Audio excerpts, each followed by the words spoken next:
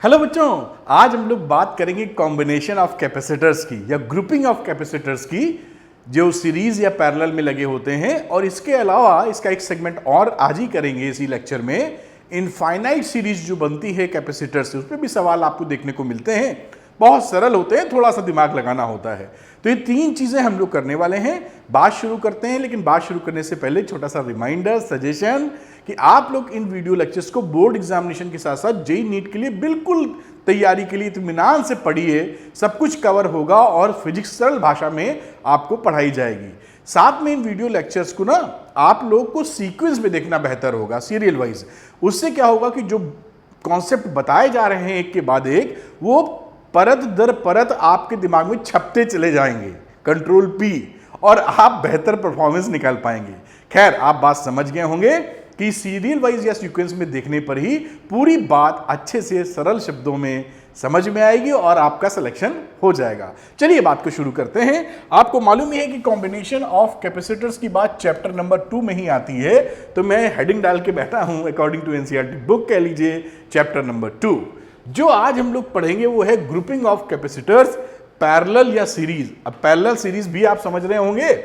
Actually जो capacitors होते हैं, अगर मैं कोई एक सर्किट बना दूं आपके लिए, यहां पर एक बैटरी लगा देता हूं, कोई पोटेंशियल सप्लाई करेगा, एनर्जी सप्लाई करने वाला डिवाइस है, तो यहां पर जो भी कैपेसिटर्स होंगे, ग्रुप ऑफ कैपेसिटर्स, वो ग्रुपिंग कैसी भी हो सकती है। मैं लिख देता हूं ग्रुप किसकी, कैपेसिटर्स की।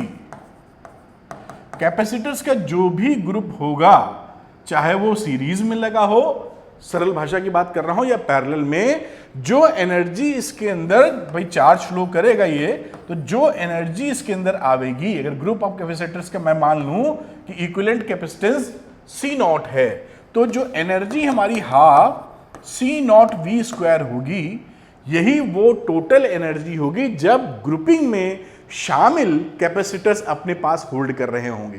कहने का मतलब क्या है, मान लीजिए ग्रुप में सीरीज में 3 कैपेसिटर लगे हुए हैं, सपोज कर लीजिए आप C1, C2, C3, और इसकी ग्रुपिंग आपने बनाई है, तो जितना एनर्जी इसको टोटल ग्रुप का है, या उल्टा सोचें, जितना इसके पास है U1, U2, U3, ये क्या एनर्जीज हैं, अगर इन एनर्जीज को आप जोड़ देते हैं तो ये टोटल एनर्जी U के बराबर आ जाने वाला है। तो हमेशा हम लोग नंबर ऑफ कैपेसिटर्स, ये सीरीज की बात थी, और पैरेलल की भी बात करें अगर हम लोग, जो आप क्लास 10th में पढ़े रहते हैं बेटा, ये मान लीजिए सरल शब्दों में ये पैरेलल कॉम्बिनेशन लगा दिया C1, C2 और C3 का, तो यहां पर भी एनर्जीज को ऐड करते हैं। एक बात और ध्यान रखिएगा, कॉम्बिनेशन सीरीज हो या पैरेलल, एनर्जीज हमेशा एडअप होती हैं, है ना। ये मत सोचिएगा कि ये सीरीज है तो कोई और फॉर्मूला है, ये पैरेलल है तो कोई और फॉर्मूला है। एनर्जी सिंपली ऐड करेंगे, ये भी एनर्जी इसके बराबर हो जाएगी। माय पॉइंट इज दिस कि जो भी कॉम्बिनेशन है, सीरीज है, पैरेलल है, मिक्स्ड है, उन सब कैपेसिटर्स की जो एनर्जी उसको मिला लिए जाए, तो हम उन सब कैपेसिटर्स की जगह एक सिंगल कैपेसिटर सोच सकते हैं, एक उतने ही उसके बराबर के कैपेसिटेंस के, बराबर के इक्विवेलेंट कैपेसिटेंस के, और जो एनर्जी इसमें रहेगी उसको टोटल एनर्जी मानी जा सकती है। तो ये आप बात समझ गए होंगे। अब बात हम लोग शुरू करते हैं कि भाई अगर ये कहानी है तो पैरेलल कॉम्बिनेशन में पहले फॉर्मूला निकाल लेते हैं कि पैरेलल कॉम्बिनेशन में क्या फॉर्मूला आने वाला है। आइए देखते हैं, एक सर्किट बना लेते हैं सिंपल सा आपको समझाने के लिए। मान लीजिए कि हम लोगों ने पैरेलल कॉम्बिनेशन के लिए कैपेसिटर्स लगा लिए हैं, ये पैरेलल कॉम्बिनेशन में लगा दीजिए, इनको सप्लाई दे देते हैं कहीं बैटरी से, जैसे मतलब कहने का ये मतलब कोई ईएमएफ वाला देना है, V दे दिया। अब यहाँ से चार्ज फ्लो कर रहे हैं, यहाँ पे वापस आएंगे। एक इंपॉर्टेंट बात ये है कि जब चार्ज इस A पॉइंट पर, इसको A लिख लेते हैं समझने के लिए, इसको मैं B कह देता हूँ जैसे आपसे बातचीत करना आसान हो जाए। तो यहाँ पर जब चार्ज Q आएगा तो सब में Q नहीं जाएगा, ये बट जाता है। तो एक में चला जाएगा Q1, सपोज एक में चला जाएगा Q2 और एक में चला जाएगा Q3। चार्ज यहां पर बट जाते हैं, पैरेलल कॉम्बिनेशन के अंदर सेम नहीं रहते। और कैपेसिटेंस की बात करें तो कुछ कैपेसिटेंस मान लीजिए इसका C1 ले रहे हैं, इसका C2 और इसका C3। अब भाई ये जो Q1 चार्ज गया वो इसी के ऊपर रिसाइड करेगा, ये प्लस माइनस प्लेट बनेंगी क्योंकि ये बैटरी से आपने प्लस वाली को इधर से जोड़ा है, तो Q1 इसके ऊपर जाने वाला है, Q2 इसके ऊपर जाने वाला है, Q3 यहाँ जाने वाला है, फिर ये वापस मिलके Q1 के वापस बैटरी तक लौटने वाले हैं। तो पैरेलल कॉम्बिनेशन में क्या सेम होता है? पैरेलल, ये आपने पढ़ा भी है क्लास 10th में, जब रेजिस्टेंस की बात आपने पढ़ी थी, याद कीजिए, तो उसमें क्या था? वोल्टेज या पोटेंशियल डिफरेंस जो भी है is same for all capacitor. ये सेम लिख देते हैं, इतना से क्लू आपको मिल जाएगा कि ये जो V है वो V तीनों का V सेम रहेगा पैरेलल में कॉम्बिनेशन में, लेकिन charges are different. Charges will be different. ये किसके लिए बात कर रहे हैं? फॉर ईच कैपेसिटर्स, ऐसे लिख देते हैं, जिससे अंदाजा आपको मिल जाए कि भाई चार्ज सबका बराबर नहीं लेना है। Q1, Q2, Q3 लेने की चर्चा सर करना चाह रहे हैं। बात समझ में आ गई?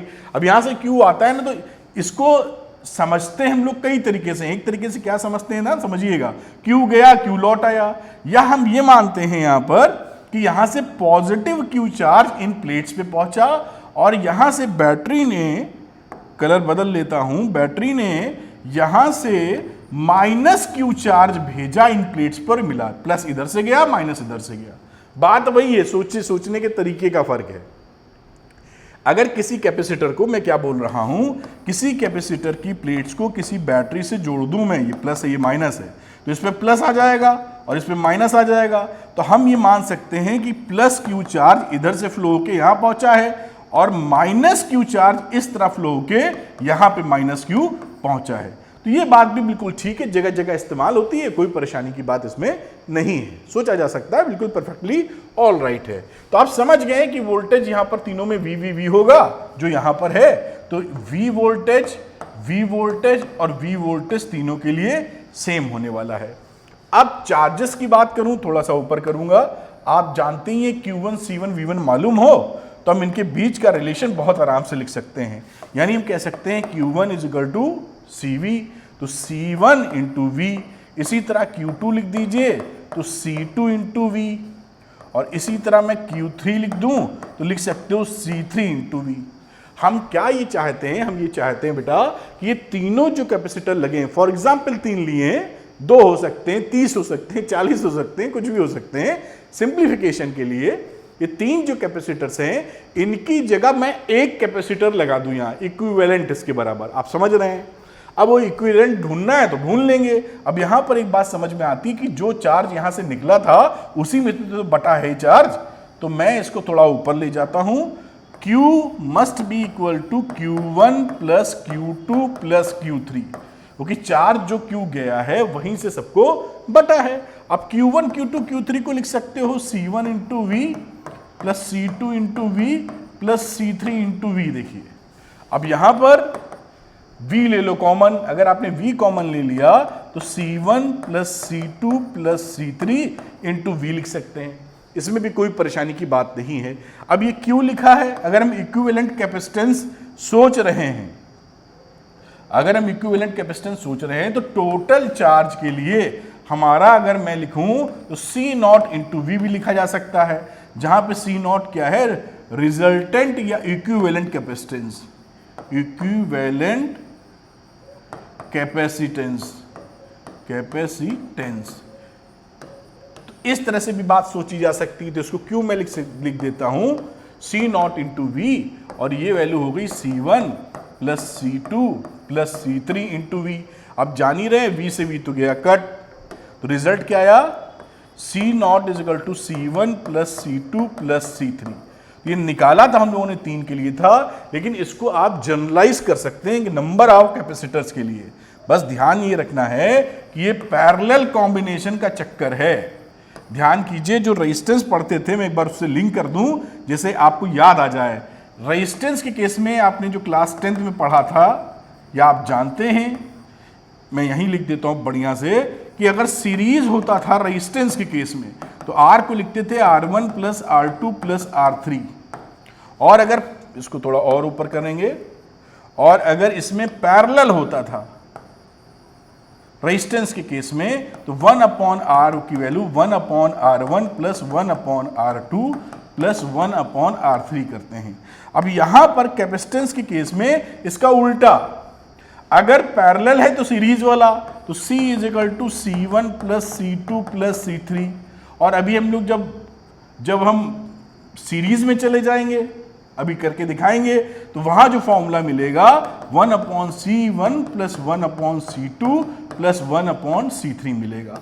क्यों ये मैंने लिखा है? इसलिए लिखा कि जो आपने याद कर रखा है 1-2 साल से, आसानी से आपके जबान पे चढ़ा हुआ है, बस उसी का उल्टा याद रखना है, तो याद रखने में मदद मिल जाएगी कि रेजिस्टेंस में जो पैरेलल में होता था इसमें सीरीज में लगा देना है, दैट्स ऑल। तो ये बात समझ में आ गई पैरेलल। और इसको जनरलाइज करना हो अगर, तो इक्विवेलेंट कैपेसिटेंस इन पैरेलल वो किधर हो जाता है, कितने भी नंबर ऑफ कैपेसिटेंसेस हो वो आप अगर पैरेलल में लगे हैं तो n कैपेसिटर्स को भी ऐसे जोड़ा जा सकता है। बस ध्यान ये रखना है कि कहानी किधर की है, पैरेलल कॉम्बिनेशन की है, किसी और कॉम्बिनेशन का मत लगा देना। समझ गए होगे, इससे थोड़ा क्लू मिल जाता है कि भाई मैंने पढ़ रखा, आसानी से मैं कर लूंगा, बहुत अच्छी बात। अब बात करते हैं सीरीज कॉम्बिनेशन की, वो भी एकदम बच्चों जैसी बात है, लेकिन भाई पढ़ना है और सवाल आएंगे। अब सीरीज कॉम्बिनेशन में जो पैरेलल प्लेट कैपेसिटर्स हैं उसको हम सीरीज में लगा लेते हैं ऐसे तीनों को। ये देखिए, अब कोई सोर्स एनर्जी का देना पड़ेगा। मान लीजिए एक बैटरी दे दी, ये बैटरी, ये इसको मिटाने में दिक्कत आती है इधर, तो ये एक बैटरी का सोर्स लगा दिया या सेल लगा दिया और इसको कंप्लीट कर दिया, प्लस माइनस हो गया साहब, कोई दिक्कत ही नहीं है। अब समझिए प्लस क्यू चार्ज इधर से गया इधर और माइनस क्यू चार्ज इधर से गया, ऐसा भी सोच सकते हैं जैसा मैंने अभी बताया था। तो ये जो इधर वाली प्लेट्स हैं, यहाँ पॉइंट ए कर दो और इसको पॉइंट हम कहीं बी कर देते हैं, बीच में CD भी कर देते हैं, जिससे बात करने में हम लोग को आसानी हो जाए। प्लस वाला गया तो इस प्लस वाले को तो ये पॉजिटिव प्लेट कर देगा उठा के, इसकी वजह से इस पे आ जाएगा निगेटिव चार्ज, जितना प्लस है उतना ही आएगा। ये 4 बना दिए तो ऐसा मत समझ लेना कि ज्यादा, ये निगेटिव वाला इसको निगेटिव करके बैठा ही हुआ है इधर से, इस पे आ गया प्लस, अट्रैक्ट किया इसने और प्लस वाले को दूर भगाया, ये प्लस वाले दूर भाग गए। अब ये प्लस, तो इधर वाले को क्या किया इसने, अट्रैक्ट किया माइनस, तो ये माइनस हो गए। फिर प्लस वाले को फिर भगा दिया, तो ये प्लस माइनस था ही, तो उसको कोई चिंता नहीं है, वो घूम के यहाँ पहुंच गया। ये सिचुएशन देखिए बन गई, plus minus plus minus plus minus. अब यहां पर एक अच्छी बात क्या देखिए कि सारे जितने अट्रैक्शन, मान लीजिए इसमें प्लस क्यू चार्ज इस प्लेट पर आया था, तो ये नंबर 2 की जो प्लेट है 1 2 3 4 5 6, ये जो प्लेट्स के नंबरिंग मैंने कर दिए हैं, पहले पर अगर था प्लस क्यू चार्ज तो बाजू में है माइनस क्यू चार्ज, इसी तरह प्लस क्यू इधर, माइनस क्यू इधर, प्लस क्यू इधर, माइनस क्यू इधर। क्या समझ में आया हमको ये समझ में आया कि चार्जेस सीरीज में सेम होते हैं। तो नोट कर लेते हैं कि सीरीज कॉम्बिनेशन में, सीरीज कॉम्बिनेशन के अंदर हमारा क्या सेम होता है, चार्जेस विल बी सेम या Q सेम। वहां पर पैरेलल में पोटेंशियल सेम था, यहां पोटेंशियल सेम नहीं होगा, तो यहां पर पोटेंशियल इसके बीच का कितना आ जाएगा V1, इसके बीच का कितना आ जाएगा V2 और इसके बीच का कितना आ जाएगा V3। कैपेसिटेंस आप इसका C1 और इसका C2 और इसका C3 बड़े प्यार से ले ही सकते हैं। तो यहां नंबर 2 पॉइंट क्या लिख सकते हैं, potential will be different, potential या voltage will be different for each capacitor। Different होंगे और अंधा चुके सेम भी हो सकते हैं, सेम हो। वह कहने का मतलब ये है कि नॉर्मली डिफरेंट होते हैं इन जनरल। बात पकड़ में आ रही है। अब मैं वी मीटर में बातें लिखता हूं। अब इसके लिए अगर मैं कैपेसिटर के लिए Q = CV फॉर्मूला लिखाऊं तो V1 लिख सकता हूं Q, जो चार्ज आया था चार्ज सब पे सेम है, अपॉन C1। इससे आप एग्री करते हो, कोई टेंशन है नहीं। इसी तरह इस V2 के लिए Q अपॉन C2 और इसी तरह V3 के लिए Q अपॉन C3। कोई इसमें प्रॉब्लम ही नहीं है। V है क्या, V तो एनर्जी होती है ना, पोटेंशियल। तो ये एनर्जी तो इसी से मिल रही है। ये इसका पोटेंशियल कितना था, V, तो अगर V1 plus V2 plus V3 जोड़ देंगे तो देने वाला खिलाड़ी तो बैटरी है, तो उसके बराबर होगा। तो मैं इसको इक्वेट कर देता हूं, देखिए इसको ऊपर ले जाता हूं और बिल्कुल आसानी से मैं लिख देता हूं V is equal to V1 plus V2 plus V3। आप समझ पाए? अब यहां पर V1 plus V2 plus V3 में V1 की जगह Q upon C1, Q upon C2 और ये Q अपॉन C3 डाल दिया। इसको अगर मैं ग्रुपिंग में चेंज कर रहा हूं, मतलब इन तीन कैपेसिटर जो सीरीज में लगे हैं उनकी जगह एक लगाना चाहता हूं इसी के बराबर कैपेसिटेंस का, एनर्जी सेम रहेगी दोनों ही केस में। तो हम लोग एक समझ लेते हैं कि उसका किसी का कैपेसिटर मान लिया C नॉट कह देते हैं इसमें भी, तो क्या लिख सकते हैं यहां? तो हम लिख सकते हैं चार्ज विल बी सेम। तो मैं इसको थोड़ा ऊपर करता हूं और कलर भी कोई और ले लेना चाहूंगा, तो यहां पर आप लिख सकते हैं चार्ज अपॉन कैपेसिटेंस। भाई यही फॉर्मूला होता है जो Q अपॉन C लिखा है। यहां हो गया Q, कॉमन ले लो, 1 अपॉन C1, 1 अपॉन C2 और ये रहा 1 अपॉन C3। इस Q से ये Q गया कट, तो वैल्यू क्या आ गई सीरीज में?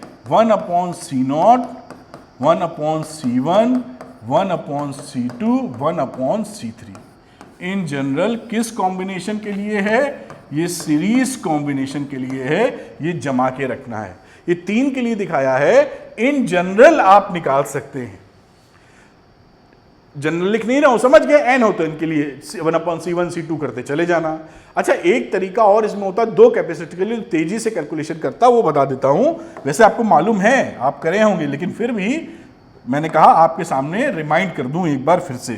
क्या कहने का मतलब क्या है कि जैसे ये फॉर्मूला मान लीजिए दो हमारे पास हो C1 C2, तो एक तो तरीका रहता है इक्विवेलेंट निकालने का, ये निकालिए, कोई दिक्कत नहीं है, निकाल सकते हैं, बिल्कुल फॉर्मूला ही है ये। दो की बात कर रहा हूं, तो यहां पर क्या लेंगे आप? एलसीएम लेंगे C1 C2 और ऊपर लिख सकते हैं C1 प्लस C2। तो C नॉट कितना आ जाएगा? C1 C2 upon C1 plus C2। अब इस फॉर्मूले को ना याद कर लो आप, जैसे 10th में कई बच्चों ने किया होगा कि अगर किसी का C1 C2 दिया है और ये सीरीज कॉम्बिनेशन में अटैच है, यार लगे हुए हैं, तो इसका C रिजल्टेंट या C नॉट क्या होगा? C1 C2 upon C1 plus C2। तो एक ही झटके में आपका आंसर आ जाएगा, दो के लिए, तीन के लिए नहीं होता ऐसा। तीन के लिए मत लगा देना कि C1 plus C2 plus C3 upon C1 C2 C3, वो नहीं होगा। केवल दो के लिए करके दिखाया, ये आ रहा था। तो इस रिजल्ट को हम दिमाग में रख सकते हैं, इस रिजल्ट को, क्योंकि ये हमें सवाल लगाने में थोड़ी तेजी दे देगा और हमारे लिए बेहतर होगा। बात समझ में आ गई? तो ये सीरीज पैरेलल की कहानी है। अब इसमें कुछ न्यूमेरिकल लेते हैं हम लोग और उसको 2-3 न्यूमेरिकल करने के बाद, 2-3-4 न्यूमेरिकल करने के बाद फिर हम लोग इनफाइनाइट सीरीज को देखेंगे। तो वहां तक बने रहिए और देखते रहिए, एकदम क्लैरिटी मिलने वाली है। चलो भाई न्यूमेरिकल करते हैं। ये रहा न्यूमेरिकल और कलर हो गया रेड। लिखा है in the circuit see figure, भाई फिगर दिख गई हमको। Find equivalent capacitance between point A and B. ये देखिए एरो बने हुए हैं, ए और बी के बीच का कैपेसिटेंस हमको चाहिए। चाहो तो सी ए बी लिख दो, इसको समझ में रहेगा, ए बी के बीच का चाहिए। Charge on each on 3 capacitors, ये जो नंबर कोई नंबरिंग करनी हो तो उसको C1 C2 और C3 पुकार लेते हैं, जो हम लोग इसका नाम दे देंगे, कैलकुलेट करना आसान हो जाएगा। तो चलिए इसको लगाते हैं, कोई इसमें विशेष बात नहीं है। इक्विवेलेंट कैपेसिटेंस लगाने का मतलब हमें मालूम है कि ये दोनों पैरेलल में हैं। अच्छा, कई बच्चे कंफ्यूज रहते हैं पैरेलल और सीरीज में, तो हमेशा ध्यान रखिए कि पैरेलल कॉम्बिनेशन में जो प्लेट्स होती हैं कैपेसिटर की, वो एक ही पोटेंशियल पॉइंट से देखिए कनेक्टेड रहती हैं, पॉजिटिव वाली एक से और निगेटिव वाली एक से। तो ये देखिए ए अगर बी है तो एक ही पॉइंट से कनेक्ट होगी, और बीच में जो तार लगाया जाता है कंडक्टिंग वायर, इस पे कोई पोटेंशियल ड्रॉप नहीं लेते। मतलब ये पॉइंट ए यहां रहने का मतलब क्या, ये दोनों जुड़े हैं आपस में। ठीक, ये पॉइंट ए लो या कहीं और लो, तार से कोई मतलब नहीं। जैसे ये तार लगा हुआ है तो ये तार का कोई मतलब नहीं है, यानी ये प्लेट सीधे तौर पे इससे और इससे कनेक्टेड है। जो पोटेंशियल इसका है वही पोटेंशियल इसका है इस समय। बात समझ में आ रही होगी। खैर, दूसरी सीरीज के लिए क्या रहता है? सीरीज में देखिए तो जो प्लेट्स होती हैं उनमें पॉजिटिव प्लेट निगेटिव प्लेट से कनेक्ट होती है। ये देखिए जैसे लाइन लगाते हैं स्कूल की छुट्टी में बच्चे, प्लस वाला निकल लिया है, अब ये माइनस वाला प्लस वाले से कनेक्टेड है और फिर ये माइनस वाली प्लस वाले से कनेक्टेड है। यानी एक का अंत दूसरे की शुरुआत, जैसे लाइन लगाते हैं बच्चे छुट्टी में, आप निकलते हैं एक के पीछे एक, भाई एक निकलेगा तो पीछे दूसरा निकलेगा, that is the series combination. और सीरीज कॉम्बिनेशन में क्योंकि चार्जेस सेम रहते हैं तो कहीं भी आपको लगे कि चार्जेस संभावना है कि हट रहे हैं या टूट रहे हैं, टूटने का मतलब उसमें से क्यू जा रहा है तो कुछ पार्ट इधर और कुछ उधर जा रहा है, तो वो सीरीज कॉम्बिनेशन हो ही नहीं सकता है, क्योंकि सीरीज में तो चार्ज होने हैं सेम और ऊपर वाले में होना है पोटेंशियल सेम। खैर कुछ अंदाजा मिला होगा, वैसे भी जानते होंगे आप, छोटी छोटी बातें हैं। अब यहां पर अगर हमने देखा तो हम बिल्कुल समझ पा रहे हैं कि अब यहां से देखोगे तो एक कैपेसिटर है और ये पूरा सिस्टम इसकी सीरीज में है। लेकिन C2 C3 कैसा है, यहां पर देखो चार्ज अगर ऐसे चला, कोई भी चार्ज है, Q चला चला चला चला, यहां पहुंचा Q, फिर Q यहां पहुंचा। अगर हम सोचें ये तो Q जब यहां पहुंचा, अगर हम यहां से ये भी सोच सकते हैं निगेटिव प्लेट वाली कहानी, लेकिन मैं कॉम्प्लेक्स नहीं कर रहा हूं अभी। Q चला तो यहां पर Q को आगे बटना पड़ेगा, Q1 इधर जाना पड़ेगा, Q2 इधर जाना पड़ेगा, फिर वापस मिलेगा तो पहुंचेगा माइनस Q करते हुए। ठीक, तो यहां बाइफरकेट हो रहा है, ये प्लेट सेम पोटेंशियल पर हैं, देखिए ये यहां पर कनेक्टेड हैं। तो C2 एंड C3, हमारा C2 एंड C3 किस कॉम्बिनेशन में हो गए? पैरेलल कॉम्बिनेशन में हो गए। पैरेलल कॉम्बिनेशन में हो गए तो हम फॉर्मूला जानते हैं कि इसके लिए मैं अभी Cp लिख दे रहा हूं और Cp का मतलब C2 प्लस C3 हो जाएगा। पैरेलल कॉम्बिनेशन में ये फॉर्मूला लगाना होगा। तो 2 माइक्रोफेरेड और 3 माइक्रोफेरेड ऐड करोगे तो आ जाएगा 5 माइक्रोफेरेड। आप देख पाए। अब ये जो Cp है, अब बेसिकली आपने किया क्या, इस पूरे की जगह इतना कैपेसिटेंस निकाला। तो सर्किट कैसा समझा जा सकता है? अब ये तो रहा C1 वाला, अब इस C2 C3 की जगह दोनों निपट गए, इसके बराबर का एक कैपेसिटेंस Cp आपने दे दिया, बाकी बैटरी लगी हुई है। इस तरह का एक सर्किट सोचा जा सकता है कि इन दोनों के बराबर कैपेसिटेंस का एक खिलाड़ी इंट्रोड्यूस कर दिया। यहां पकड़ में आई होगी बात।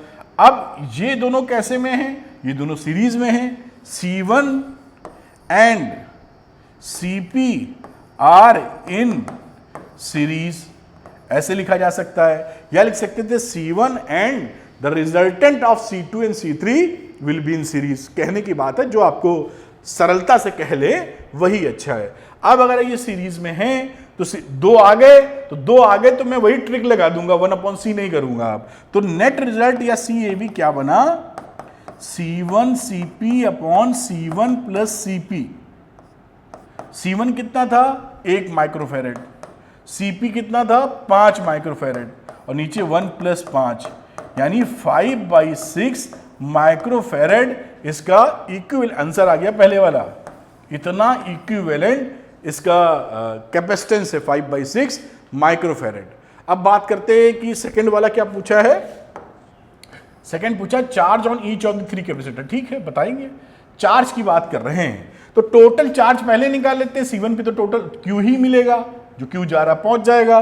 तो यहां के लिए पूरे सर्किट की बात करो तो पोटेंशियल डिफरेंस कितना है? 60 वोल्ट। और CAB 5/6 माइक्रोफेरेड मालूम ही है। तो मैं लगा देता हूं फॉर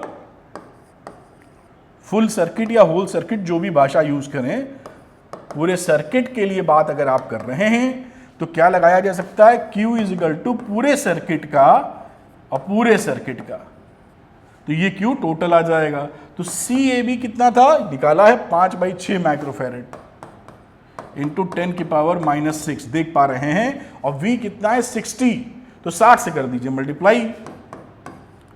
तो अब ये 6 से काटोगे 10 आ जाएगा। कितना बचा?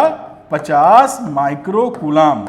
तो ये पहला आंसर मिला। किस पे चार्ज है? C1 पे। चार्ज ऑन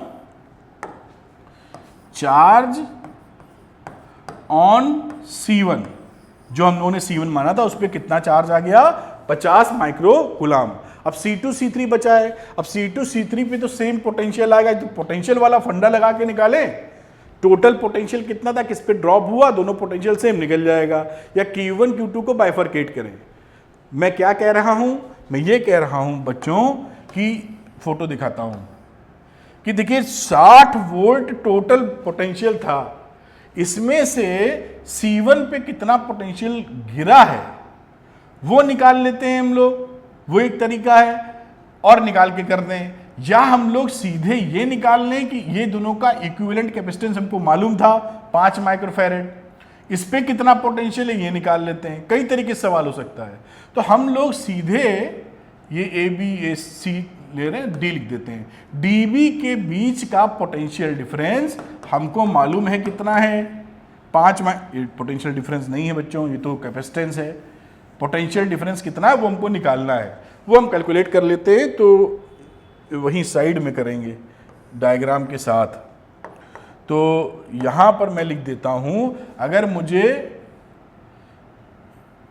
इस पे निकालने वाला पोटेंशियल चाहिए तो Q इजिकल टू CV चाहिए था। जो पोटेंशियल इस पर होगा वही पोटेंशियल इस पे होगा। वो टोटल पोटेंशियल कितना होगा? Q is equal to CV। किसके लिए लगा रहे हैं? फॉर DB आर्म के लिए लगा रहे हो, ऐसा समझ लो। अब उसमें चार्ज पूरे में तो Q ही गया था ना, टोटल मिला के Q चल रहा था, तो Q निकाला है कितना? 50 माइक्रोकूलाम। ये रहा 50 माइक्रोकूलाम। C कितना है? 5 माइक्रोफैरेड। तो V कितना आ गया? तो V यहां से आ गया 10 वोल्ट। अभी 10 वोल्ट हमारा C2 के लिए भी, C3 के लिए भी, क्योंकि दोनों पैरेलल में वोल्टेज होता है सेम। अब लिख दो सीधे फॉर C2, इसके लिए कितना चार्ज होगा? C2 into V। C2 कितना है? 2 माइक्रोफैरेड और V है 10, तो कितना हो गया? 20 माइक्रोकूलाम इसका चार्ज हो गया। इसी तरह फॉर C3 पकड़ लो बेटा, तो Q3 की वैल्यू कितनी हो जाएगी? C3 into V। C3 कितना था? 3 माइक्रोफैरेड। यहां लिखा आपने 3 माइक्रोफैरेड और पोटेंशियल डिफरेंस था 10, तो वैल्यू हो गई 30 माइक्रोकूलाम। ये देखिए आपका आंसर निकल आया है।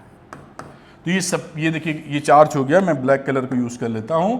ये चार्ज हो गया, ये चार्ज हो गया, और शुरू में Q टोटल निकाला था आपने, वहां चार्ज आप मिल गया, ये चार्ज ऑन Q1। इस तरीके से पूरा ही सवाल हो गया। ऐसे सवाल आपको 100% बोर्ड्स में, नीट में, जेईई में कभी भी आ सकते हैं, बहुत ही सरल होते हैं, आना चाहिए। तो इसको आप कॉपी कर लें फटाफट, फिर अगला न्यूमेरिकल करते हैं, जिससे अंडरस्टैंडिंग हमारी जबरदस्त तरीके से बनती चली जाए। तो ये बेटा ऐसे पकड़िए, इसको आप पॉज करें, वीडियो नोट करें, फिर मैं ऊपर ले जाता हूँ, वीडियो को पॉज करिए और नोट कर लीजिए। मेरे ख्याल से नोट कर लिया होगा पॉज करने के बाद, और फिर इधर ले आते हैं, इधर कहीं था, यहाँ से ये आपकी सारी चीज़ कंप्लीट हो जाती है। तो चलते हैं हम अगले न्यूमेरिकल के ऊपर, आइए। तो बच्चों करते हैं अगला सवाल, और इसमें भी देखिए इंटरेस्टिंग है। कई बच्चे जल्दीबाजी में कुछ गलती भी इसमें करते हैं, लेकिन हम लोग समझ लेंगे, आसान बहुत है।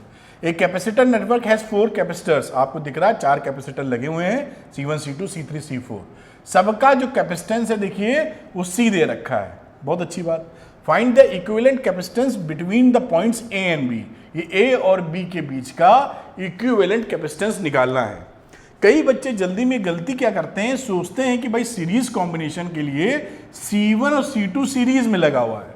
यही गलती हो जाएगी फिर आपसे। C1 C2 सीरीज में नहीं लगा है, उसके बीच में एक ब्रांच भी है ED, तो ये सीधे रास्ता नहीं है, ये सीरीज में नहीं है। सीरीज में होने के लिए आपको, मैंने कहा ना कि अगर कोई भी चार्ज जा रहा है तो पूरा चार्ज पहुंचे, या तो देखिए बाइफरकेट टूट जाएगा। अगर मैं बात करूं सपोज कि यहां से आपने Q चार्ज भेजा, यहां पे टूट के गया Q1, यहां टूटा Q2 सपोज, तो Q1 जब यहां पहुंचेगा तो Q1 पूरा थोड़ी पहुंचेगा, फिर ये टूट जाएगा। अगर सोचें आप, ये Q3 और ये Q4 हो जाएगा। तो जो चार्ज इसको मिला था वो इसको कहां मिला है?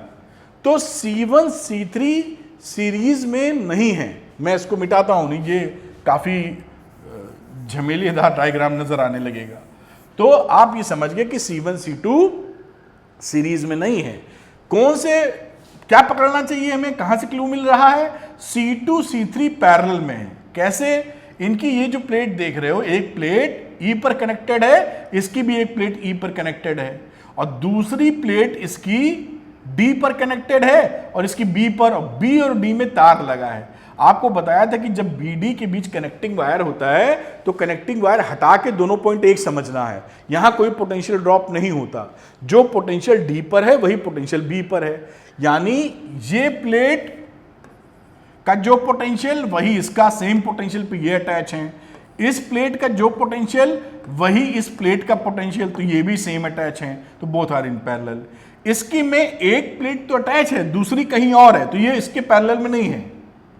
पैरेलल में होने के लिए आपका दोनों कैपेसिटर का प्लेट्स सेम पोटेंशियल पे लगी होनी चाहिए। देखिए 1 नंबर कैपेसिटर और 2 नंबर कैपेसिटर का जो भी प्लेट है इधर वाला वो A पर है, सेम पोटेंशियल, दूसरा वाला प्लेट भी सेम पोटेंशियल पे होना चाहिए, तब आप बोलोगे ये पैरेलल में है। ऐसा नहीं सोच लेना कि एक है दूसरा कहीं हो, क्योंकि इस केस में एक तो है लेकिन दूसरा कहीं और है, तो ये पैरेलल में नहीं है। कहां पर है ये देखेंगे। तो हम ये समझ चुके हैं कि C2 and C3 are in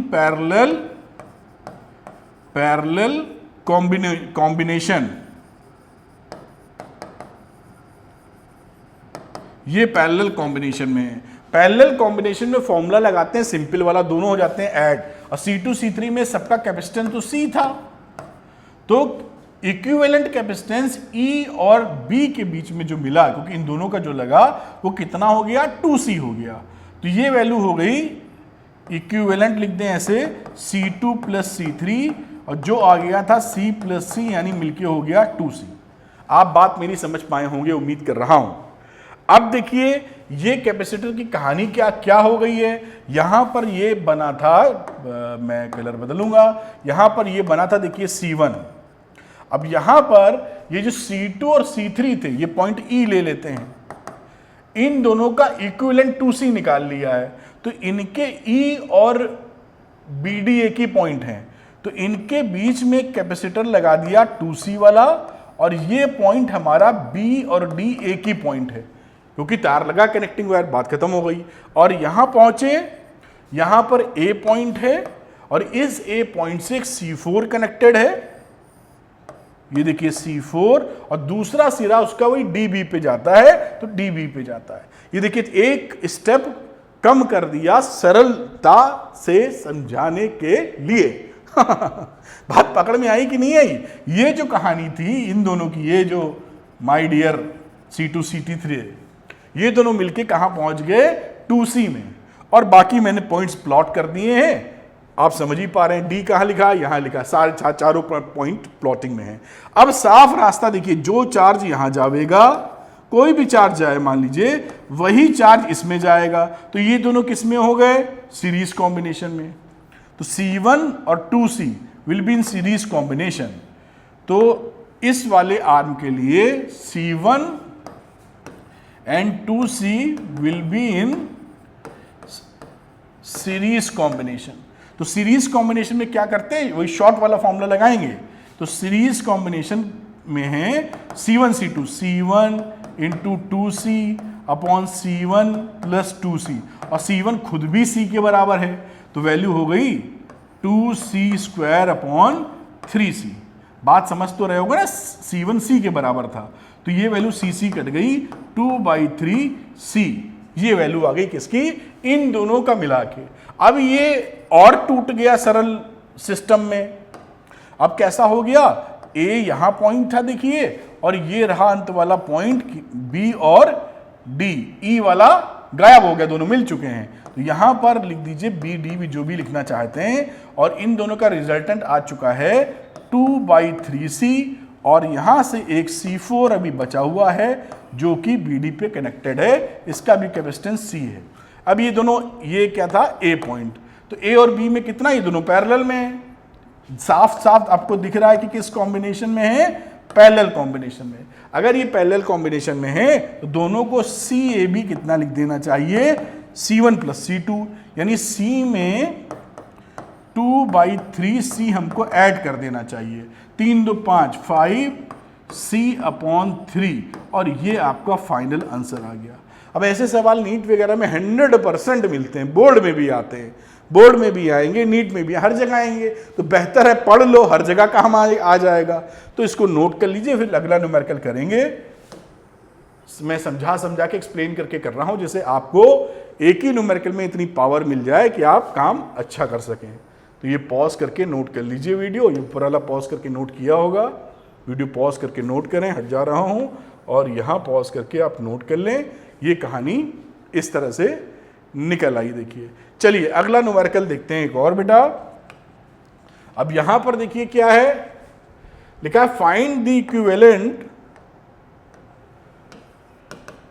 equivalent capacitance between points A B. A और बी देखिए क्लियर कट लिखा है, फॉर द नेटवर्क शोन। ठीक है, C1 C2 C3 कहानी लिखी हुई है।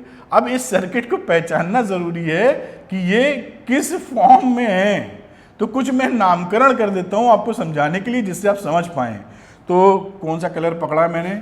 एक तो मैं इसकी प्लेट्स लिखता हूं, 1 2 3 4 5 6, ये प्लेट्स लिख दी हमने, जैसे मैं और आप बात करें तो बात समझ पाएं। और जहां ज्वाइनिंग है पॉइंट्स की, उसका भी कुछ नाम देना पड़ेगा। तो इस पॉइंट को मैं कह देता हूं बी, और क्योंकि ये ए है तो ये तो ए हो ही जाएगा। मैंने कहा था ना, जो तार लगा होता है वो तार लगा होने का मतलब कुछ नहीं है, वो ज्वाइन करने के लिए लगा है, करंट पास हो, चार्ज चले, पोटेंशियल सेम होगा कंडक्टिंग वायर में। तो ये ए है तो ये पूरा वायर ए ही ए चल रहा है, यहां पर भी ए मिल गया, समझ गए ना। अब ये बी है तो यहां भी इस वायर में हर जगह बी है, और यहां आके भी यहां बी मिल गया, यहां भी कहीं पे भी लिख दो, ये सब B B B B B है। ठीक, अब इसको थोड़ा सरल करके बनाने की कोशिश करते हैं, ऐसे में तो टेंशन दे रहा है। अब इस टेंशन से रिलीज कैसे मिलेगी? ऐसे मिलेगा साहब, ये पकड़ा हमने एक पॉइंट ए, ये अब ए से कौन कौन सी प्लेट ज्वाइन थी शुरू करो। ए से नंबर 1 प्लेट ज्वाइन थी, मैंने इसको ज्वाइन कर दिया, ये C1 था, ये नंबर 1 प्लेट, नंबर 2 प्लेट। अभी 2 की चर्चा बाद में करेंगे। फिर ए से दूसरा खिलाड़ी कौन ज्वाइन है? ये ए से ये 4 और 5 नंबर ज्वाइन है। देखिए, तो मैं यहां पर ऐसे बना रहा हूं, ये नंबर C2 का बना लेता हूं, ये C1 का था, ये C2 का, ये था नंबर 4 और ये था नंबर 5। बहुत अच्छी बात, 5 तो दूसरे वाले का है भाई, गिनती समझ के लिख दिया है। तो ये 4 नंबर से ज्वाइन था, और ये बाजू वाली 3 नंबर की प्लेट है। ठीक है, बड़ा अच्छी बात है। अच्छा, अब ये 5-6 की कहानी, ये कहानी इधर ले आते हैं बच्चों। ये देखिए, इसको बना दिया, ए किससे कनेक्टेड है? देखिए, ए 5 नंबर से कनेक्टेड है, तो 5 नंबर से बगल वाली 6 नंबर कैपेसिटर है C3। आराम से तोड़िए। 2-3 सवालों में जहां आपने रफ वर्क में फेयर वर्क किया, रफ कॉपी में फेयर वर्क किया, बस कमाल। खैर, अब देखते हैं ये बाकी जो प्लेट्स हैं उनका हाल चाल क्या है। तो 2 नंबर बी से जुड़ी है, यहां कहीं बी बना लेते हैं। अब 2 को बी से जोड़ दो, कितना सरल। 3 को बी से जोड़ दो, टुई। फिर उधर चले गए, 6 नंबर को बी से जोड़ दो, टुई। और इस टुई के बाद ये खुद कह रहा है, पहचानो मैं हूं डॉन। अब ये पहचान में आ गया, ये तीनों के तीनों पैरेलल कॉम्बिनेशन में हैं, साफ तौर पे आपको दिख चुका है अब। ठीक, अगर ये पैरेलल कॉम्बिनेशन में हैं तो C1 plus C2 plus C3, तो इक्विवेलेंट कैपेसिटर क्या हो गया? C1 plus C2 plus C3, जो पैरेलल का फॉर्मूला होता है। बस खेल खत्म। पहचानना था, तोड़ना था, मैंने कहा क्यों ना आपसे डिस्कशन कर लिया जाए और आपसे बातचीत करेंगे तो मुझे भी मजा आएगा और आप भी सीख जाएंगे। खैर, अब चलते हैं अगले न्यूमेरिकल पे और देखते हैं कहानी इनमें क्या है। कुछ बातें कहीं, इसका डायग्राम बना के आपको दिखाऊंगा अभी मैं। तो लिखा है, एक capacitor is marked as 10 microfarad capacitor, 100 volt. It means the breakdown voltage for the capacitor is 100 volt. अब ब्रेकडाउन का मतलब क्या है कि अगर 100 वोल्ट से ज्यादा तुमने इसके क्रॉस द प्लेट लगा दिया तो ये बूम बड़ाम हो जाएगा, इससे ज्यादा झेल नहीं पाएगा, इससे कम झेल लेगा। ठीक, another capacitor is mark 20 microfarad और 100 वोल्ट, यानी उसकी कहानी भी क्या है? 100 volt. The 2 capacitors are connected in series, find the maximum potential difference that can be applied across this series combination so that none of the capacitor is punctured. कोई punctured ना हो, इसकी बात ये कर रहा है। अच्छा बच्चों, इसमें जो बात समझिएगा कि ये जो कैपेसिटर है, इसमें ये पंचर कब होगा? ये तो चार्ज होल्डिंग का काम करता है, तो केवल वोल्टेज मत देखिएगा, Q इक्वल टू CV का रिश्ता है, तो चार्ज देखिएगा। क्या कहने का मतलब है कि इससे जो एक कैपेसिटर की charge holding capacity, storage divide है ना, charge holding capacity, charge hold करता है, इस वजह से एनर्जी का भी स्टोरेज करता है या एनर्जी स्टोर करता है। यही तो हमारा काम होता है कैपेसिटर का। तो जो चार्ज होल्डिंग कैपेसिटी है अभी निकालेंगे Q1 Q2 की जो भी है, उससे ज्यादा चार्ज इसके ऊपर नहीं आना चाहिए। इससे ज्यादा चार्ज होगा तो क्या होगा, ये लीक करने लगेगा चार्जेस को। वो मैंने प्रीवियस वीडियो में बताया पूरा कॉन्सेप्ट, आप देख सकते हैं लाइन से अगर आप देख रहे होंगे। या पंचर हो जाएगा। पंचर होने का क्या मतलब है, अगर उससे ज्यादा चार्ज दोगे तो वो होल्ड नहीं कर पाएगा, निकाल देगा आगे। कैसे निकालेगा वो मैं समझा चुका हूं आपको। खैर, मैं दोनों कैपेसिटर्स बनाता हूं आपके लिए, सीरीज कॉम्बिनेशन में लगा था according to question across the series. और यहां पर एक पोटेंशियल डिफरेंस हम दे रहे हैं। ये पूछ रहा है कि कितना potential, find the maximum potential difference that can be applied across this series combination so that none of the capacitor is punctured। बड़ी अच्छी बात है। ये जो कहानी थी इसकी, ये जहां तक 10 माइक्रोफैरेड की थी और दूसरा वाला था 20 माइक्रोफैरेड का, साथ में 100 वोल्ट भी लिखा था और इसी तरह इसका लिए भी 100 वोल्ट लिखा था। ठीक है साहब, ये वैल्यू दे रखी गई है। अब यहां पर मैं निकाल लेता हूं कि ये इसकी Q1 कितना है। Q is equal to CV, तो ये C हो गया 10 माइक्रोफैरेड और इंटू 100 वोल्ट, तो ये वैल्यू कितनी हो गई, 1000 माइक्रोकुलाम इसकी कैपेसिटी है। यहां तक होल्ड कर पाएगा। इससे ज्यादा मैं लिख दूं, इसकी मैक्सिमम होल्डिंग कैपेसिटी चार्ज की इतनी है। इससे ज्यादा अगर आप देंगे तो लीक कर देगा, पंचर हो जाएगा। ठीक, यही काम मैं इसके लिए कर देता हूं। इसको मैं C1 कह रहा हूं, इसको मैं C2, जैसे आप कंफ्यूज ना करें। अब मैं Q2 की चर्चा करूं तो C2 इंटू V यानी 20 माइक्रोफैरेड इंटू 100 वोल्ट अगर कह दें तो ये वैल्यू क्या हो गई, 2000 माइक्रोकुलाम। ये इसकी मैक्सिमम होल्डिंग कैपेसिटी है। ये दोनों इतना चार्ज होल्ड कर सकते हैं, 1000 और 2000। अब पोटेंशियल डिफरेंस 100 और 100 तो लिखा ही हुआ है। अब दोनों के अक्रॉस जो पोटेंशियल डिफरेंस है V है। अब V बराबर, इस पे मान लीजिए V1 है, इस पे मान लीजिए V2 है, तो V1 V2 कितना निकालेंगे, ये निकाल लेते हैं हम लोग। अब बच्चों देखिए यहां पे इंपॉर्टेंट पॉइंट सेफ्टी के लिए, क्योंकि ये सीरीज कॉम्बिनेशन है, ध्यान से सुनिएगा। और सीरीज कॉम्बिनेशन में जो चार्ज फ्लो होगा यहां से, वही तो चार्ज दोनों में जाएगा बेटा, अलग अलग तो जाता नहीं है। ऐसे बना रहा हूं, -Q भी दिखा सकते हैं ऐसे, वही जाता नहीं है। तो एक झेल सकता है 1000 माइक्रोकुलाम, दूसरा झेल सकता है उसका साथी 2000, दोनों लाइन में खड़े हैं। तो आप 1000 से ज्यादा नहीं दे सकते, वरना ये तो पंचर हो जाएगा, दूसरा वाला झेल जाएगा। ठीक, समझ पा रहे हो मेरी बात, ब्रेकडाउन हो जाएगा, पंचर हो जाएगा, लीकेज कर देगा चार्ज का, जो भी भाषा इस्तेमाल करें। तो आप मैक्सिमम कितना ऑफर कर सकते हैं, क्यों, 1000 माइक्रोकुलाम, क्योंकि इसको भी बचाना है, इसको भी बचाना है। तो यहां पर मैं इसको थोड़ा ऊपर ले जाता हूं। Q मैक्सिमम हमारे हाथ में कितना आ गया, अब Q मैक्सिमम जो हम दे पाएंगे वो है 1000 माइक्रोकुलाम। बात समझ गए आप। अब 1000 माइक्रोकुलाम के लिए अगर इस पे पोटेंशियल ड्रॉप V1 होता है अब, और इस पे V2, तो हम जानते हैं V is equal to V1 plus V2 होना चाहिए। ठीक, अब इसके लिए V1 निकालो, क्योंकि इसके लिए मैं C1 तो पता है, C तो चेंज नहीं होता वोल्टेज चेंज करने से या कुछ और चार्ज चेंज करने से, C विल बी कांस्टेंट। तो इस समय हमारा V1 कितना आएगा, Q is equal to C1 V1, तो V1 इज इक्वल टू हो गया Q अपॉन C1, यानी 1000 माइक्रोकुलाम अपॉन 10 माइक्रोफैरेड। तो 10 से एक 0 काट दिया, 100 वोल्ट आ गया ये। इसी तरह दूसरा निकाल लीजिए, थोड़ा सा ऊपर ले जाते हैं V2 के लिए। तो V2 को लिख दोगे Q मैक्स, तो वही रखोगे और रखोगे C2। तो Q मैक्स था 1000 माइक्रोकुलाम और C2 था आपका 20 माइक्रोफैरेड, तो 20 माइक्रोफैरेड। तो वैल्यू कितनी आ गई 50 वोल्ट, माइक्रो माइक्रो भी कटी जाएगा, 50 वोल्ट। तो टोटल पोटेंशियल डिफरेंस कितना होना चाहिए, एक का निकला 100, दूसरे का निकला 50, यानी मैक्सिमम जो पोटेंशियल डिफरेंस अप्लाई कर सकते हो वो होगा 150 वी मैक्स।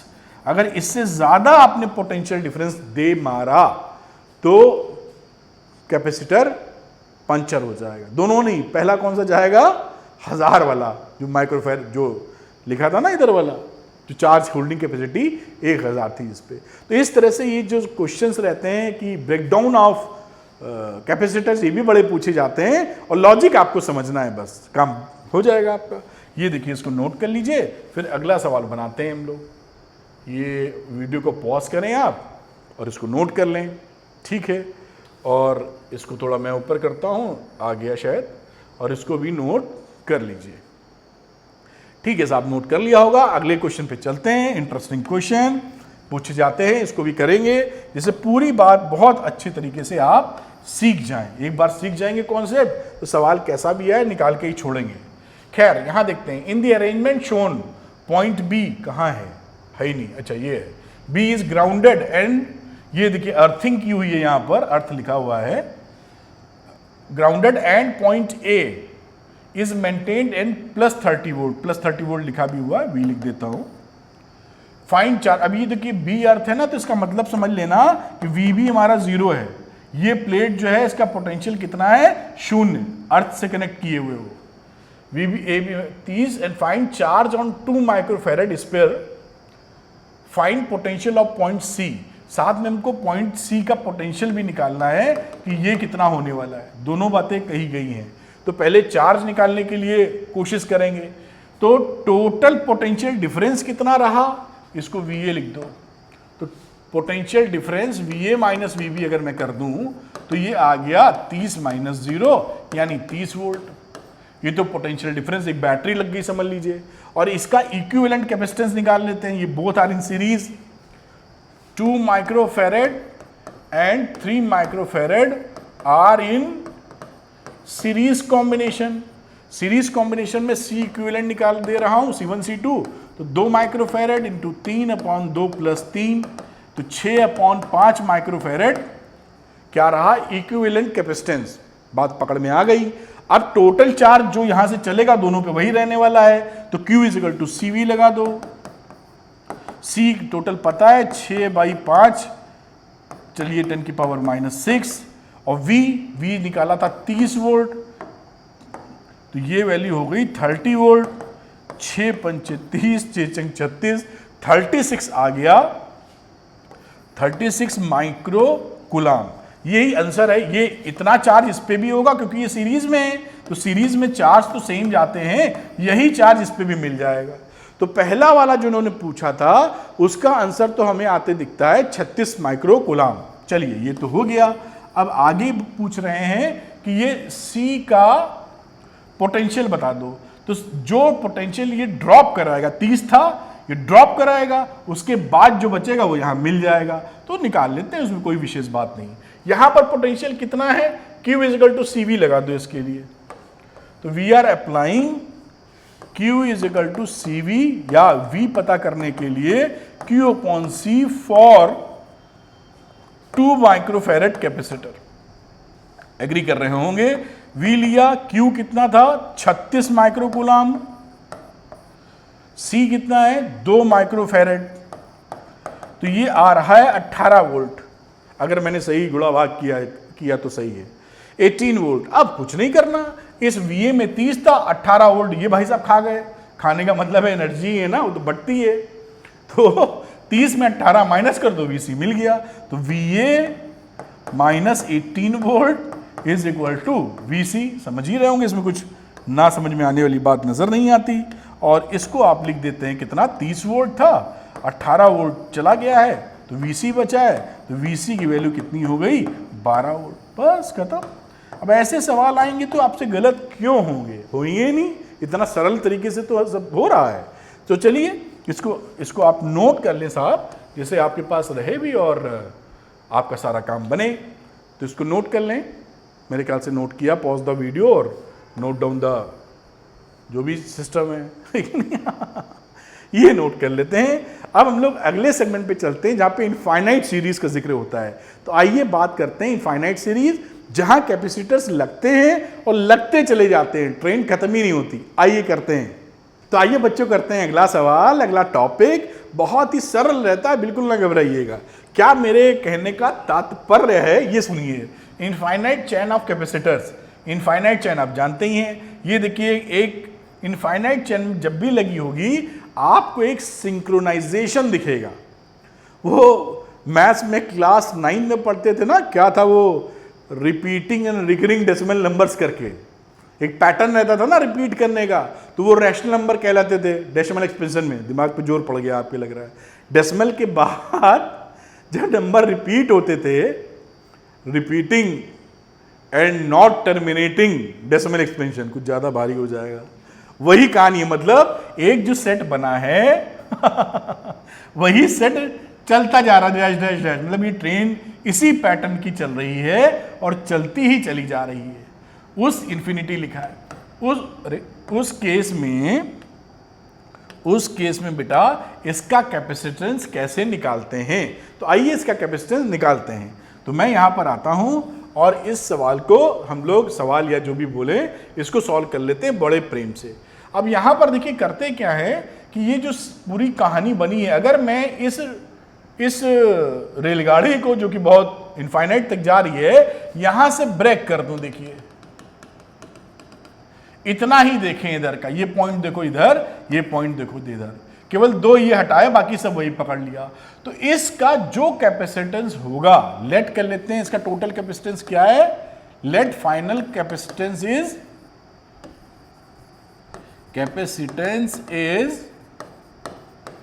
C।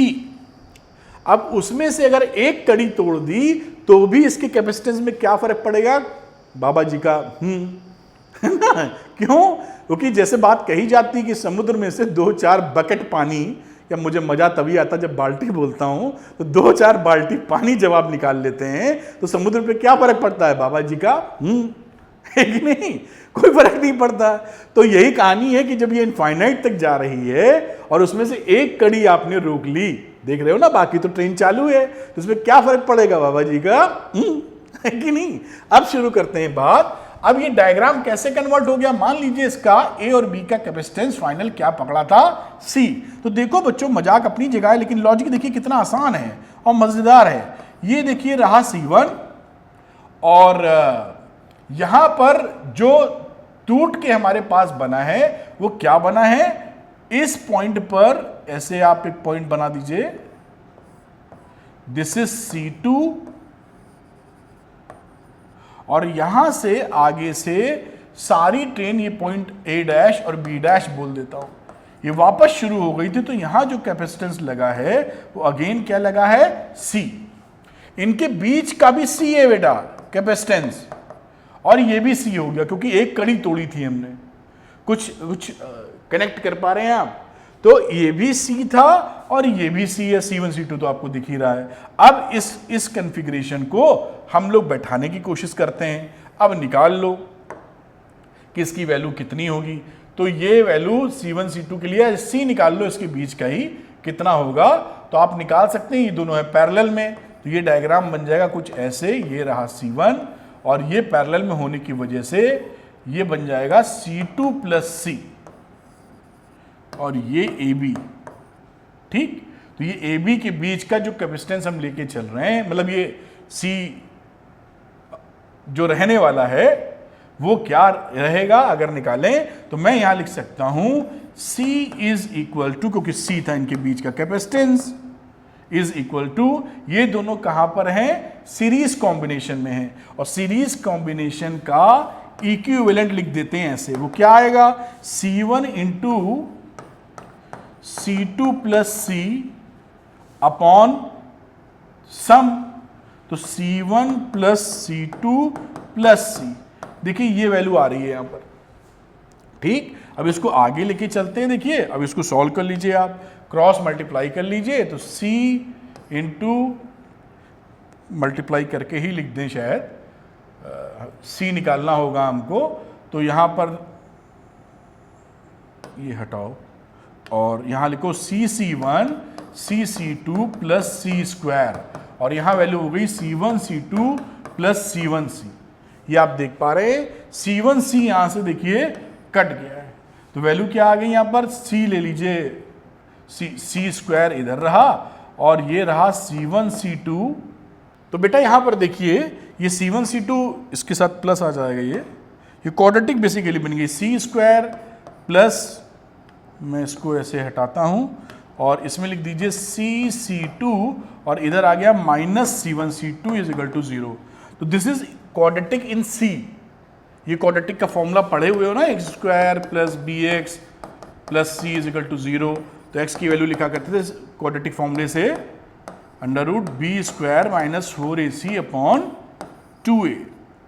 इसी को यहाँ अप्लाई कर देंगे, थोड़ा सा ऊपर ले जाते हैं और यहाँ पर c में क्वाड्रेटिक है तो c की वैल्यू कितनी आ गई, माइनस b, तो माइनस C2 लिख दिया, फिर plus minus under root b square, तो बी स्क्वायर मतलब C2 का square, C2 square minus 4a, a है 1 और c रहा minus C1 C2 upon 2a, तो 2a है 1। ये आंसर आ गया। अब इसको थोड़ा सिंप्लीफाई करने की कोशिश करते हैं, क्या क्या सिंप्लीफिकेशन में हो सकता है। तो ये रहा माइनस C2 और प्लस माइनस अंडर रूट, यहां आ गया था C2 square plus 4 C1 C2। अब यहां से C2 स्क्वायर कॉमन लिया जा सकता है देखिए, और अपॉन वैल्यू क्या आ गई 2। ये वैल्यू देखिए आ रही है यहां पर। अब बच्चों यहां पर इस ब्रैकेट में C2 स्क्वायर बाहर ले लेते हैं तो C2 मिल जाएगा, तो इसको मैं लिख सकता हूं यहां, देखिए ये लिखा minus C2 plus minus C2 बाहर ले लो, तो ये C2 आ गया बाहर, अंडर रूट में क्या बचा, यहां बचा 1 और यहां क्या बचा 4 और C1 तो ऊपर है, C2 नीचे आ गया, ध्यान दीजिएगा, अपॉन 2। ये वैल्यू देखिए बची। अब अगर देखिए क्वाड्रेटिक फॉर्मूले में एक बार प्लस लेते हैं तो एक बार माइनस, माइनस अगर ले लोगे तो दोनों वैल्यू माइनस माइनस में है, तो C विल बी निगेटिव, जो कि नॉट पॉसिबल, कैपेसिटेंस तो निगेटिव होता नहीं, समझ रहे हो ना। अगर यहां माइनस माइनस तो है ही, अगर इसको माइनस साइन ले लेते हो तो दोनों माइनस माइनस है, तो रिजल्ट तो माइनस ही आएगा, और रिजल्ट माइनस आने का मतलब है C माइनस हो जाना, तो संभव नहीं है, तो minus sign will be rejected. Plus पकड़ लीजिए, प्लस के लिए वैल्यू आएगी तो आप C लिखेंगे, C is equal to minus C2 plus C2 under root 1 plus 4 C1 C2 upon 2। सरल भाषा का इस्तेमाल करते हुए अगर आप कुछ चाहें इसमें लिखना तो क्या लिख सकते हैं, आप इसमें कॉमन ले लीजिए और कॉमन ले के बातें लिख लीजिए। यानी यहाँ अगर मैं बात करूं तो आप C लिखिए और C2/2 को ले लीजिए कॉमन। ये पॉजिटिव फिगर थी तो ये वैल्यू रही C2/2 तो कॉमन जा चुका है, under root 1 plus 4 C1 C2, ये रहा -1। This is your answer. खैर कैलकुलेशन अपनी जगह है, जो उन्होंने क्वाड्रेटिक फॉर्मूला वगैरह लगाया, लॉजिक पकड़िए, बाकी कैलकुलेशन तो आप प्रैक्टिस भी करेंगे और आ भी रहा होगा। तो ये कैलकुलेशन के तौर पर ये फाइनल आंसर है C2/2 under root 1 plus 4 C1 upon C2 -1। ऊपर से नोट कर लीजिए, लॉजिक भी ध्यान रखिए। एक सवाल और देख लेते हैं।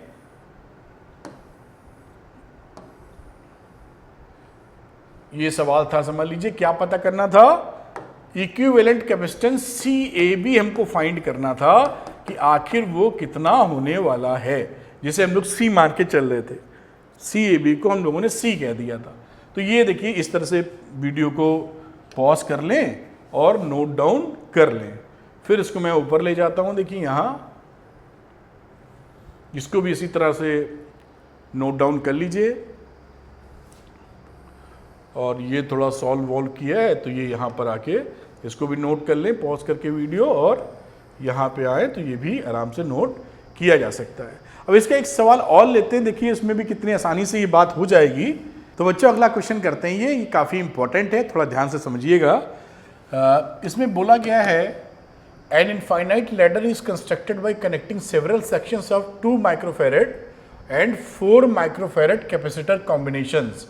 ये 2 और 4 की ये जो लैडर है, ये लैडर बेसिकली ऐसी है, अभी मैं और भी बताऊंगा। ये इस तरह की लैडर है, ये 2 माइक्रोफैरेड की कहानी और ये 4 माइक्रोफैरेड की कहानी, इस तरह से एक के पीछे एक जोड़ते चले गए हैं और हम इसको लैडर बनाते चले गए हैं।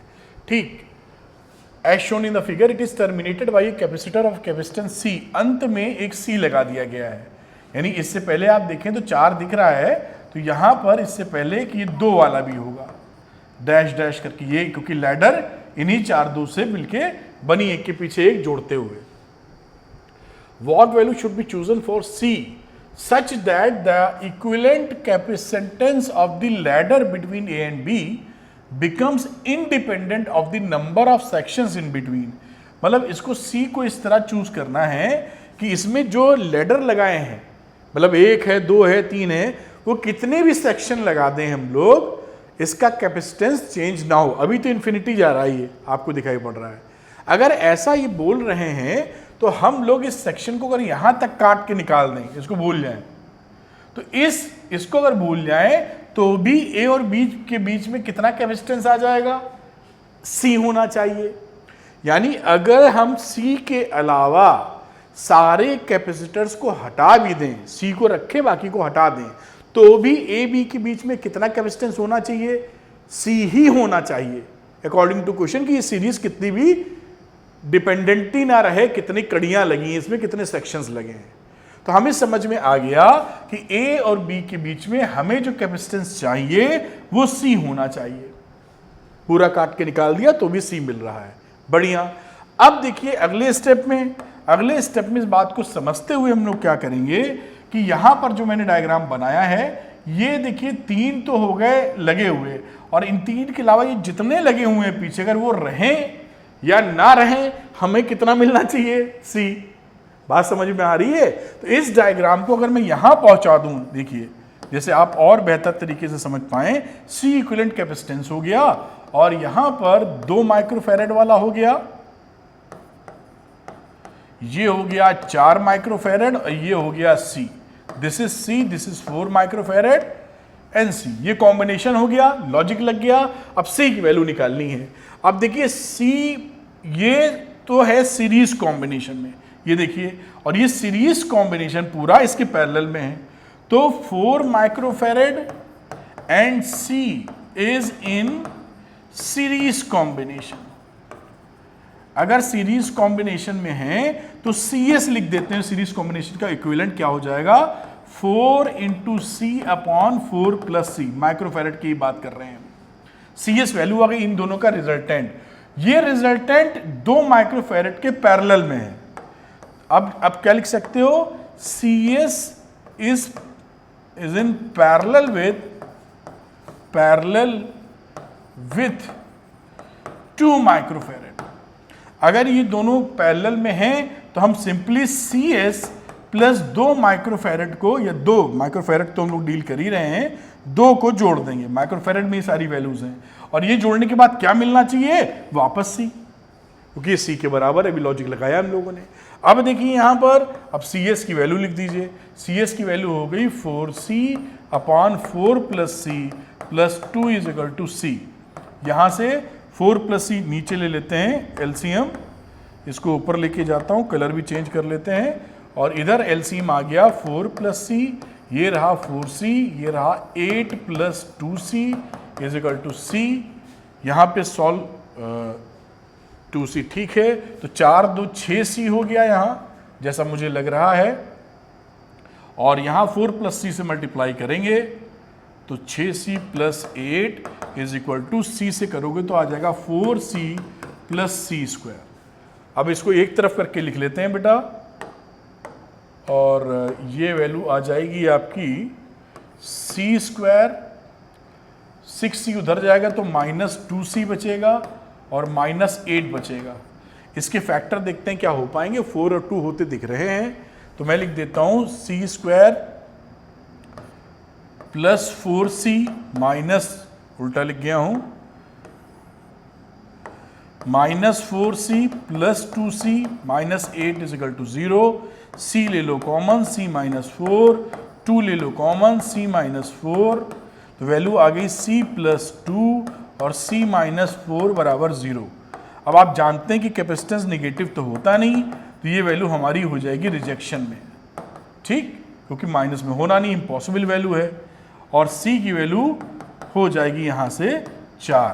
तो आपका आंसर C कितना है? C अगर हम लोग 4 माइक्रोफैरड ले लें तो जो क्वेश्चन बोलता है नंबर ऑफ सेक्शंस कोई भी प्रभाव नहीं डालेंगे। लॉजिक थोड़ा समझने की आवश्यकता है, तो यहां पर मैं वापस ले चलता हूं, आप इसको नोट कर लें। सवाल में लॉजिक समझना है, अदरवाइज ये डिफिकल्ट लगने लगेगा। लॉजिक क्या है? पहले तो सबसे पहले कड़ी को पहचानना, और थोड़ा नीचे लेंगे, कड़ी को पहचानना। यहां पर कड़ी ये थी, इस सेक्शन को कड़ी मत बांध लेना बॉक्स को, कि एक बॉक्स दो बॉक्स ऐसे नहीं लगा है, ये दिस इज ए जो भी सेक्शंस को बनाया है, इसको एक के पीछे एक ऐसे लगाते चले गए हैं, कड़ियाँ बनती गई हैं, तो लास्ट में काट के जो बताया इसको नोट कर लीजिए, पॉज करिए वीडियो और नोट डाउन कर लीजिए। और इसी के नीचे इधर थोड़ा सोल्यूशन जो था वो भी नोट कर लें आप, ये थोड़ा और ले जाते हैं, ये नोट डाउन आपने कर लिया होगा। तो मुझे उम्मीद है कि ये वीडियो काफ़ी लर्निंग से भरा रहा होगा, आपके लिए काफ़ी मददगार होगा, कॉम्पिटिटिव एग्जामिनेशन के लिए भी ज़बरदस्त मददगार होगा।